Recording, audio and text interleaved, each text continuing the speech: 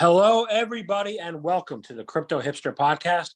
This is your host, Jamil Hassan, the Crypto Hipster, where I bring you founders, entrepreneurs, thought leaders, executives, artists, musicians, you name it, all over the world in crypto and blockchain. And today, I have an amazing guest. Her name is Jules Dudko. She is the founder of FrequenC, which is a marketing agency for the next internet. Jules, welcome. Thank you so much for having me. I'm excited to be here. Awesome. Pleasure to have you here. Thank you for joining me, and ready to rock and roll. Let's kick things off. First question is, what is your background, and is it a logical background for what you're doing now? Well, I think every entrepreneur has an interesting background and somehow ends up at the perfect spot. I started my first company, or my path towards entrepreneurship, at 18 years old. I wanted to be a lawyer, and I was attending at the University of Washington. And at the time, something very interesting called Instagram launched. Twitter was having its peak. And very early on, I realized that there was going to be an interesting conversation between individuals and brands like never before. And I like to say that I was an influencer before the term influencer was coined. And at the time where you tell someone you were a blogger and they'd be like, ugh, so you make no money, And I just thought it was really exciting. I pitched myself to Nordstrom. I ended up working with the Seahawks, and the next several years of my life, I spent working with Fortune 500s from Avion to Saks Fifth Avenue. And I treated it sort of as a portfolio. There's nothing better than the school of life. And I always had this agency model in the back of my mind. The way that I would interact with brands, I always thought there was something that we can do better. And then during COVID, obviously everyone's life was turned upside down. I got involved with Web3 pretty organically and started applying the same principles I had used initially when the first social media apps came out. And it turned out that my intuition and gut feeling was right. And, FrequenC was born. I bootstrapped the company. We hit 7 figures in under 12 months. And we are now one of the leading agencies in Web3. Awesome. That's pretty. I was asking what FrequenC is all about, what makes it great, and how were you able to bootstrap that 7 figures in less than a year? Well, we are a team full of creatives who have a deep understanding of technology, creators, and pop culture, and how those will develop in the future. And during the time of entry into the market, there was really no blueprint. And it's funny because a lot of what had happened to me on my own skin, in 2014, 2013, 2012, I ended up applying to the same principles, because to me, when you sell something or you market something, we've been doing it, it's just a different type of medium. And there was not many people involved within the ecosystem. So ended up working with a lot of top projects and being very honest about the fact that, this is a new company, we're going to be working together. And we just had a crazy pipeline. I think our results spoke for themselves. We've had crazy increases for our clients within 30, 60, 90 days. And we've just had a great success in terms of referrals. We've worked with big companies, we worked with startups, we worked with celebrities, we worked with musicians, we worked with museums, and it was just, right place at the right time, plus hard work. A lot of people discount that hard work part. Well, and they also discount luck. I think you can be as prepared as you can, but the stars definitely have to align. And I think I was working 8 to 10 years by that point to be able to come in super prepared. That makes sense too. Yeah. Awesome. So I've heard a lot about artificial intelligence, and I've seen a lot about artificial intelligence, and but you say the AI revolution, right? So what is, people don't know what that revolution part is. So what's the AI revolution, and where are we at regarding the potential of what AI can enable? I equate the AI revolution to, I don't know if you've ever seen Mad Men. It's a great advertising show. Do you remember when they brought in the big computer and all of the creatives got freaked out because they thought computers were going to take over everyone's jobs and lives? And that's kind of what I think about AI. I think AI is a tool. So far, we have never been taken over by tools. We were only made better. Right now, we can't exist without computers. And in my mind, we're sort of going to have that happen with artificial intelligence. Of course, there are going to be growing pains, but I don't think humanity and creativity can be replaced by a machine. And being a founder of a creative agency, I see it in a way to be able to give people a boost and a helping hand to help with writer's block or help do the really boring tasks. But as far as, winning the Nobel Prize in literature or being in a museum, I don't think that is something that's going to be considered taking away people's jobs. If anything, I believe human-made art is going to be actually more expensive. Interesting. Yeah, people ask me, I've written a lot of books. They've said, are you using ChatGPT? So I don't use ChatGPT for anything. So what's the intersection? What's the sweet spot of that ability to use the AI and the ability to leverage your own creativity? How do we leverage that without losing our edge or personal edge in the market? I actually just read an interesting article by the former CEO of Burberry. I'm probably not going to say her last name correctly, Arnetzt. And she is very much keen on artificial intelligence, but she did make a note that the previous hard skills that executives had to have are no longer necessary. And so she believes that future executives are actually going to be much more creative driven because something like ChatGPT can actually take away those hard skills, and they're not necessarily going to be top of mind when people are hiring. So I think it's going to be an interesting shuffle in the workforce in terms of how people create and how people work, and perhaps even in a more sustainable way. And now I have a follow-up. One of my chief complaint over the past 6 years or so has been the executives that exist at the board today, the boards and the C-suite. They have these skills like persuasion, communicate, like all the soft skills, but they don't have any of the technical hard skills. I don't see it. But so if they're changing from those soft skills of persuasion and communication and all that leadership, those vague concepts, to something else, what do they need to do so that they don't get put on the sidelines? Well, I always say someone has to control the robots. And so I think, first of all, education and embracing this type of technology and growing with it and learning how it can help you and help your own weaknesses be more productive, and also how can it work together with your strengths. And I think that is an individual question of where do you feel stuck during your workday, and where can you kind of have a helping hand being able to get you to the point of completing a task or completing a meeting. And I think as we continue to see the very rapid evolution of AI, I'm very interested in the way it's going to live together with the soft skills that you mentioned and how it can ultimately make humans better. There's a saying in some of my circles, it's fake it till you make it, right? Speaking of faking it, right?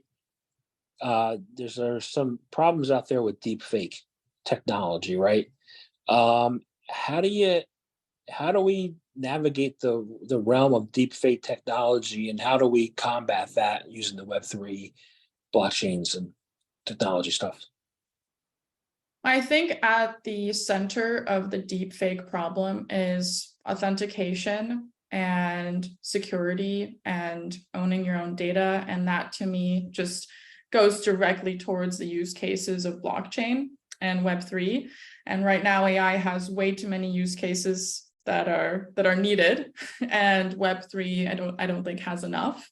And so I do think there is a place for Web3 to coexist together with artificial intelligence to make our experience with the AI a little bit safer. Okay, so safety, right? People are afraid, right? They've been afraid of blockchain. If you see, look, Bitcoin's died about 500 deaths so far in the media, right? But people are now afraid of AI and blockchain. So, regarding safety, are those people's fears justified? And if they are fearful, what can they do to turn that around? What do you think? I believe that people are afraid of things they don't understand. And it is, of course, our job to be able to educate people who are entering into the Web3 space or the AI space in terms of how to use these tools and how they're going to empower them. But as it relates to Web3 technology, I think it has an interesting use case in terms of being able to provide identity as a service, in terms of being able to authenticate whether indeed, a source or someone's signature was used to create, whether it is a blog post, a video, and a voice, and kind of kick back and have that authentication. So if you think about, a driver's license that we have in the physical world, this will kind of become a hub of all of your information that someone can come on and being able to verify that it is indeed, Jules that has posted something on the internet. So in blockchain, there's three promises, right? It's banking for the unbanked. It's I forget the third one, but the second one is identity for the unidentified, right? How does that come into play with the AI? Because doesn't the AI go against that? How do you think the two can find, we can find our synergy between the two? When I first started using Web3, I thought it was so interesting that a lot of people chose to be anonymous, but somehow today we identify people, for example, like Punk6529. We can recognize him with a PFP, and his venture capital firm is based around his CryptoPunk. And so I think this is going to be an interesting way that we're going to explore of how we can verify ourselves on the internet, but it's becoming very clear that you don't need to have your, home address and your age and height, in the middle of a wallet. I think if you have a verification, even of one item that is undoubtedly yours, that people can verify. And that's going to have to be, I think, a conversation with our community and the people who are building these products of how do we make people safe in terms of sharing their information publicly within these signatures or these wallets, and then being able to link them to the type of content that we are creating. So let's talk about that. The content creating, right? Why is Web3 the best solution, to protect creator rights, right? And what are some of the protections that you see that are important to have and should be coming? Well, being a creator, I saw the need in terms of brands being hungry for something that was a little bit different, that wasn't just something that you saw in the magazine, back in the first era of social media. And I think right now, content creators are probably going to be single-handedly responsible in terms of having a mass adoption for Web3. It is no secret that culture does bring mass adoption, as we've seen with the ChatGPT moment last year. And for creators, there's always some sort of middleman, and you're somehow always undermined and you're somehow always underpaid. And there's so many people who are great creators or artists or content creators online that are just not getting the type of monetization that they deserve. And it's only a matter of time where people start to discover Web3 and start to discover NFTs or blockchain technology that empowers them and provides them with additional revenue resources. And so through democratization and the flexibility to create that type of content, I think we'll see, start to see kind of an exponential curve of people who choose to operate in this Web3 realm as a content creator. And one of the things I've noticed this past few weeks is there's been some predatory creator influencers recently. Really, like in this new meme over the last 3 weeks, has been this meme coin explosion. But some of the content creators are going overboard to try to influence people to invest in these. Like, what's the line that needs to be drawn between being a content creator and being somebody who is predatory? It's funny that you bring this up, because whenever people approach me for influencer marketing, I immediately tell them that we don't work with shillers at FrequenC, and that we build sustainable ambassadors and partnerships with brands and people.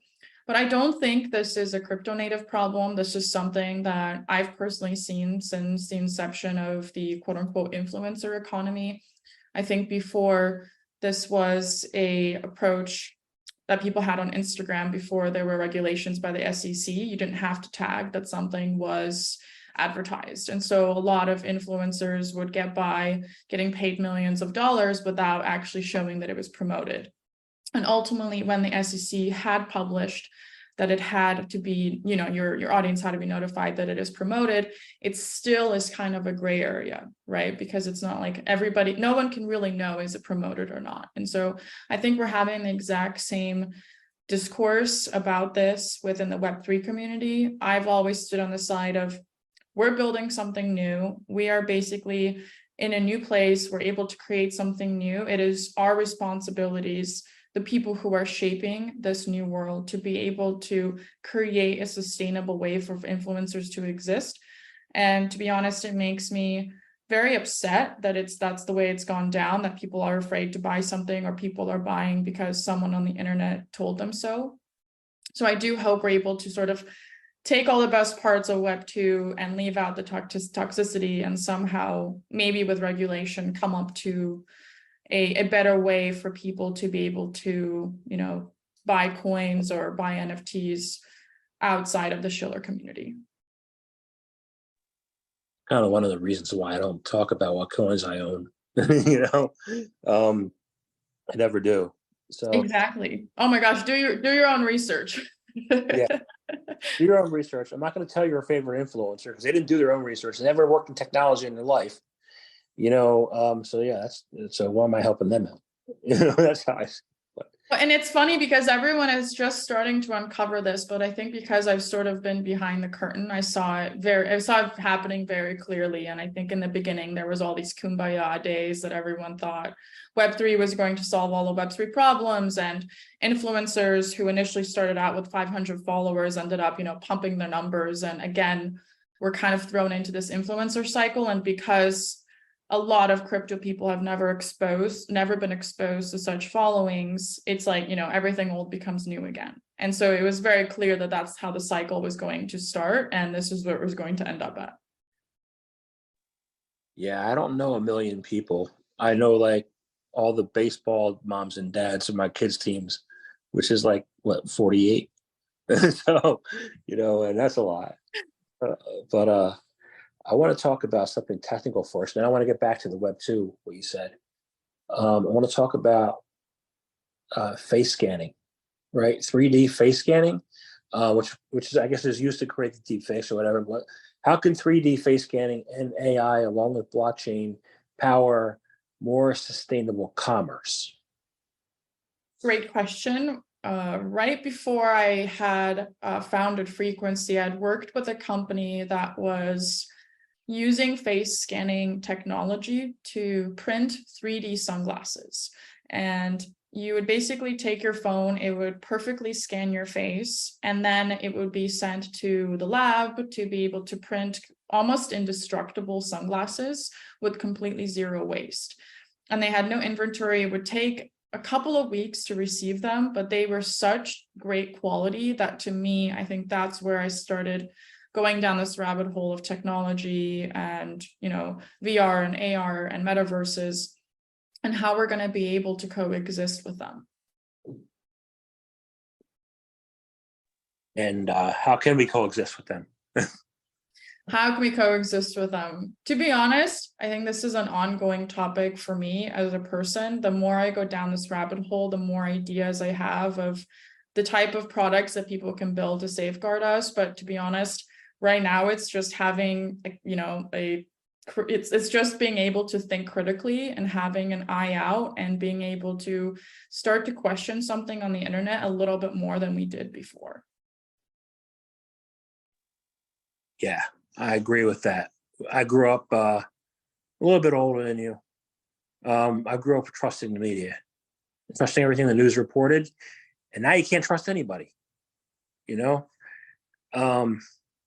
So that brings me to the question about the Web 2 platforms that you mentioned earlier. Why do you think in the long run will Web 2 platforms be left behind in favor of decentralized Web 3 experiences? Well, we are no strangers to having our data compromised in Web 2. And before, I think everyone thought that there was no other way around it. You know, you would sign the sign-up contract and that was that. And I think with the power of Web 3 and the education that it is your own piece of the internet and it is self-custodial, people will start to discover that it isn't, you know, the way we've lived in Web 2 isn't the only way out. And I hope that as we continue to grow, having your own data be owned by you and making decisions by your data, you know, I think there's a great quote saying, you know, your data, your choice. And a lot of the next generation startups that I'm seeing pop up do reflect that you're able to either use your data or share your data on your own terms. And that's something we haven't necessarily seen in Web 2. And I think that's going to bring a lot of people to be able to start thinking critically about what they want to share with tech companies.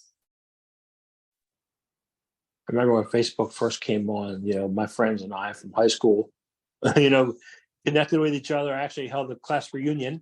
And, you know, over the years, you know, people just posted pictures, but, you know, the whole entire, you know, some of us looked at it the same way as it was. It isn't the same way anymore.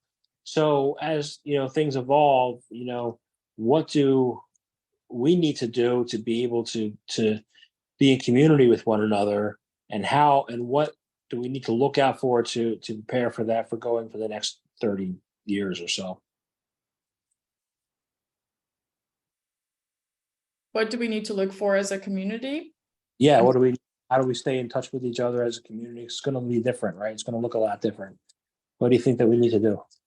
Well, I mean, obviously metaverse comes into concept. I read a book that, you know, they said the metaverse is going to be in your living room. I'm a big believer that unless the world is completely shut down, we're never going to move away from meeting people in real life and physical touch. But I do think that the way we, you know, exist together in our communities is going to change as all of these different types of technologies, such as, you know, the Apple glasses will come out. So maybe it's going to be a little bit different than even something that I predict. You know, it's very clear that in the next couple of years, there's going to be new technologies that are going to revolutionize the way we interact with each other. And it's no longer going to be a 2D experience. It's going to be a 3D experience. Apple glasses?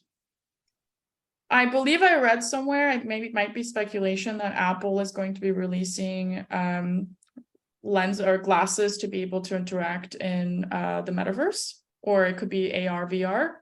I think there's speculation they're going to announce it this summer, but nothing has been confirmed, but don't quote me on that.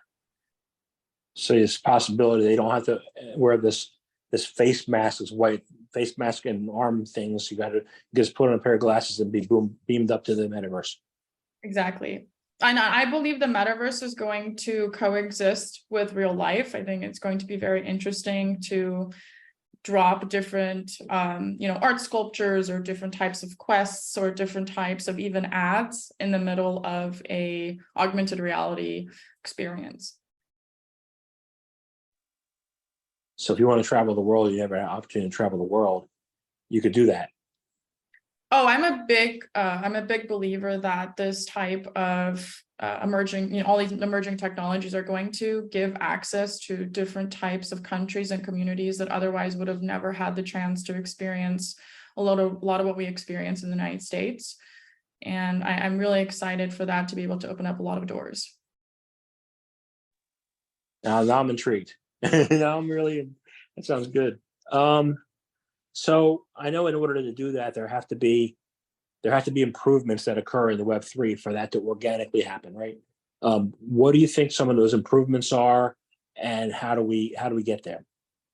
Well, a lot of what we are talking about is theoretical. It is a hardware issue. So this is going to be up to the amazing builders and visionaries in the space to be able to build hardware. And I always say we kind of need to have the Netflix moment of metaverses, or some sort of cultural adaptation where, just the way everyone uses iPhones today, we're going to need to have somebody or a company kind of unite us in one way that we're going to be using them, or perhaps onboarding, millions and millions of users in a very easy capacity. As we know, Web3 right now is not frictionless.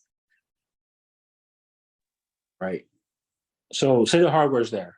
Okay, say the developers make the hardware, everything's there. The Facebooks of the world, the Instagrams of the world, I'm not sure the Twitters of the world, a lot of young people on Twitter. The older folks are not as community driven as the younger generations. How will these companies face the challenges of, okay, the metaverse is a community. How do you get people into the community, or is it going to be truly a crypto native phenomenon that drives everybody in? Growing up with the Googles and the Facebooks of the world, it's hard to imagine a world without them, but it did exist. And as new technologies start to challenge those beliefs, we saw it with Facebook, we saw it with Google and AI. I think the big tech is going to have to either make room for a more open source approach, because if we don't have competition, or there's no chance of winning, we're not going to have much innovation. And so I think right now there is the big debate: is it going to be all of the big aggregators controlling this new movement, or is it going to be the underdog winning and being able to create experiences? And as an immigrant founder, I'm always a big fan of an underdog story. So for me, I'm definitely on the side of the people. I'm definitely on the side of innovation. It doesn't mean that Facebook can't have a place in Web3, but I do think that there needs to be, more encouragement and more funding of projects that are going to exist alongside them. That makes sense. Yeah, I can see that. So, and then, I don't know what it's going to look like. What are your thoughts on what's the future? Like, it's all convoluted to me right now. What do you have a sense of what's going to happen? I don't. One of my favorite things is imagining products or campaigns and different pathways to get there. I have different ways that, in my mind that could coexist. A lot of them are hindered by the hardware, but I am very much looking forward to it. I can't make any predictions, but, just the fact that it makes us more connected in a visual perspective, because before, with all of the social media we're using now, it's more 2D. We're either texting or using video on the screen. I think that to me has a lot of opportunity to be able to create different types of experiences for individuals, brands, and companies. Sounds good to me. Awesome. So thank you. I want to thank you very much for your time today. It's been a real pleasure speaking with you, and you got me more intrigued now than I was before, so it's great. So, one last question. This is the easy one. Okay. So, how can people find out more information about you, about FrequenC, find out more what you're up to? How can they do that?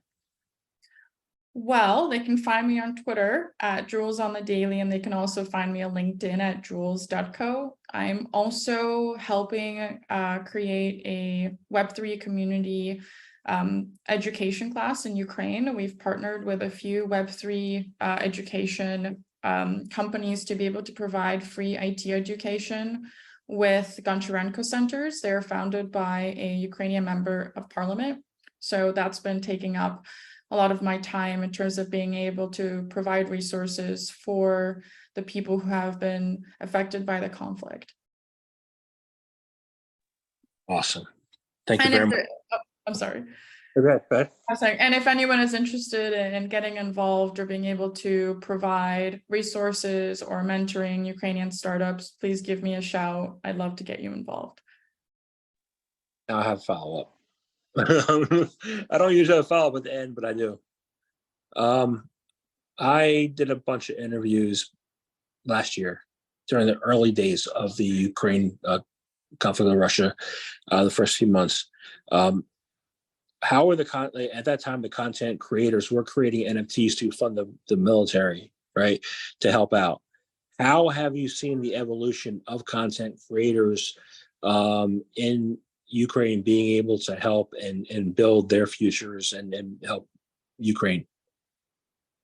I think the content creators have paired together with other content creators in Ukraine. I think right now the conversation is, of course, about aid, but it's been happening for so long, and honestly too long, that I think the conversation now is how do we empower people to try to get job opportunities outside the country, and as it goes, teach a man how to fish. So right now, for me, education is one of the proven ways to be able to stabilize communities. And Web3 has changed my life. There's obviously a lot of economic opportunities. So, content creators and Liberty Labs, our initiative, is trying to be able to empower those creators and those developers to be able to seek relief outside of the country. Awesome. Thank you very much for your time today. Thank you so much for having me.